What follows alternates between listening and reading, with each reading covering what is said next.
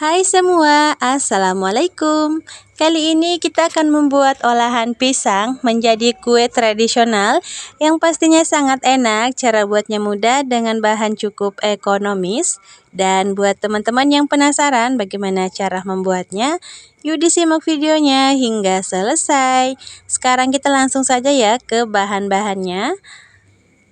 Nah, untuk bahan pertama, di sini sudah saya siapkan 15 buah pisang kepok yang sudah kematangan. Jadi ukuran pisangnya seperti ini ya. Ini cukup kecil. Selanjutnya di sini akan kita siapkan juga beberapa bahan lainnya. Termasuk di sini saya sudah siapkan beberapa lembar daun pisang. Pastikan daun pisang yang kita gunakan sudah lemas dan lentur ya, agar digunakan tidak mudah robek pastinya. Nah, untuk daunnya ini bisa dijemur di bawah sinar matahari atau bisa dipanaskan di atas api kompor. Selanjutnya di sini ada gula pasir, saya gunakan 7 sendok makan.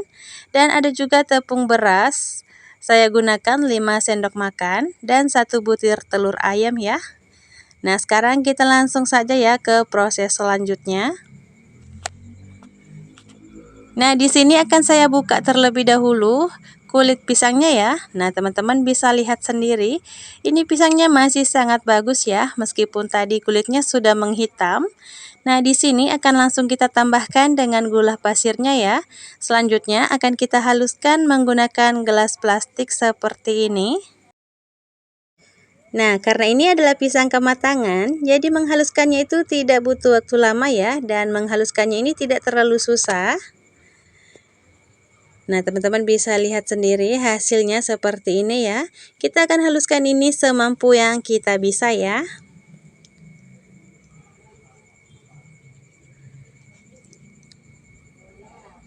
Nah, seperti ini hasilnya. Selanjutnya akan kita singkirkan terlebih dahulu gelasnya ya teman-teman. Ini sepertinya sudah cukup. Nah, di tahap ini akan kita masukkan setengah sendok teh vanili bubuk, sejumput garam. Lalu akan saya tambahkan juga dengan 1 butir telur ayam. Lanjut akan kita aduk-aduk rata ya teman-teman. Pastikan semua bahan ini tercampur dengan baik ya. Nah, ini sepertinya sudah cukup ya. Selanjutnya akan kita masukkan tepung beras yang sudah kita siapkan sebelumnya. Nah, di sini kita pakai 5 sendok makan. Untuk ukuran per sendoknya itu sedang ya teman-teman, tidak terlalu peres ataupun terlalu munjung ya. Nah, untuk penambahan tepungnya ini akan mempengaruhi tekstur dari kuenya nanti ya setelah matang. Semakin banyak tepung yang kita pakai, nanti hasilnya akan keras ya setelah matang.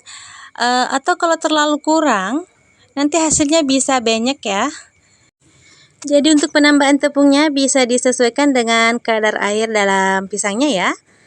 Nah, untuk tekstur yang kita dapatkan seperti ini ya hasil akhirnya. Dan sekarang kita langsung saja ya ke cara pembungkusannya. Nah, untuk membungkusnya di sini cukup sederhana. Untuk cara membungkusnya, teman-teman bisa perhatikan pada videonya. Saya rasa kalau teman-teman melihat videonya, pasti teman-teman juga bisa ya melakukannya di rumah. Nah, ini caranya cukup mudah ya teman-teman. Seperti kita membungkus kue Nagasari pada umumnya. Nah, di sini kita ambil lagi adonannya 2-3 sendok makan. Lanjut kita lipat. Nah, seperti ini ya. Dan untuk besar kecilnya, teman-teman bisa sesuaikan dengan selera masing-masing, sesuai kebutuhan saja ya. Nah, proses pembungkusnya ini akan kita lakukan sampai semua adonan ini habis dan selesai ya. Nah, untuk mempersingkat waktu di sini akan saya skip aja cara pembungkusannya. Dan ini dia hasilnya. Di sini saya dapat 16 bungkusan seperti ini. Untuk hasil yang kita dapatkan bisa kurang atau lebih, tergantung dari ukuran besar kecilnya yang teman-teman buat ya. Selanjutnya ini sudah siap kita kukus. Nah, di sini sudah saya siapkan panci pengukus. Langsung saja untuk kuenya bisa kita susun. Caranya ini cukup mudah ya. Kita susun serapi-rapinya aja, tapi usahakan jangan terlalu rapat ya, agar uap panasnya nanti cepat naik ke atas permukaan kuenya, sehingga kuenya ini bisa matang dengan mudah dan cepat pastinya ya. Nah, ini sudah selesai. Selanjutnya ini tinggal kita angkat ya, kita pindahkan ke atas api kompor. Nah, lanjut ini akan langsung saja kita tutup ya. Dan kita akan masak ini kurang lebih 30 menit ya, atau sampai kuenya ini benar-benar matang. Dan ini setelah 30 menit berlalu, ini dia hasilnya. Nah, ini langsung saja ya akan kita angkat, kita keluarkan dari pancinya ya teman-teman. Dan ini dia lemet pisang kita sudah jadi. Ini dalam keadaan masih hangat. Selanjutnya kalau ada bungkusan yang kurang rapi atau tampilannya itu seperti ini ya teman-teman. Nah, ini kurang rapi. Ini bisa dirapi-rapikan selagi masih hangat seperti ini ya. Caranya cukup mudah, kita buka kembali bungkusannya. Nah, ini tinggal kita tekan-tekan aja ya teman-teman, seperti ini. Nah, teman-teman bisa perhatikan pada videonya ya, agar tidak gagal paham. Dan kalian bisa mengerti ya dengan apa yang saya sampaikan.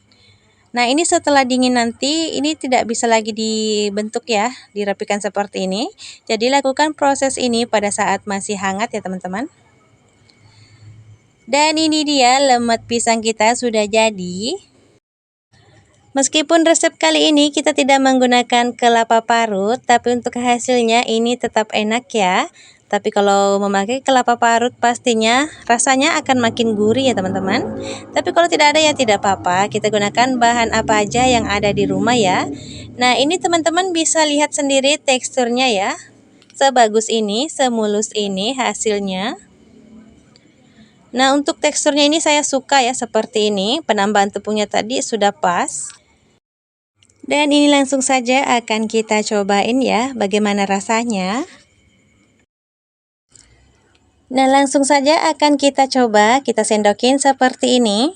Nah, ini teksturnya tidak keras sama sekali ya, meskipun terlihat padat, tapi ini lembut. Nah, untuk rasanya pastinya sangat enak ya teman-teman. Dan ini sangat cocok ya dinikmati di pagi hari sebagai sarapan, teman ngeteh ataupun ngopi pastinya sangat enak ya. Atau bisa juga disuguhkan pada saat ngumpul bersama keluarga. Dan ini juga cocok ya buat ide jualan, pastinya sangat ekonomis, untuk cara pembuatannya juga mudah. Jadi kalau teman-teman punya pisang kematangan di rumah, bingung mau dibuat apa? Teman-teman bisa coba resep yang satu ini, lemet pisang gula pasir, yang pastinya sangat enak. Nah, ini salah satu jajanan pasar, jajanan tradisional, yang masih banyak penggemarnya sampai saat ini ya, dan saya masih sering juga membuatnya. Nah, untuk teman-teman di rumah jangan lupa cobain resepnya ya. Semoga kalian suka dan semoga resep kali ini menginspirasi buat kalian yang bingung mau buat cemilan apa hari ini. Nah, teman-teman bisa cobain ya resep yang satu ini. Dan saya ucapkan terima kasih banyak buat teman-teman yang sudah menonton videonya hingga akhir. Jangan lupa dukungannya ya dengan cara like, komen, dan subscribe. Serta bagikan video ini agar lebih bermanfaat. Sekian dulu. Wassalamualaikum warahmatullahi wabarakatuh. Dah.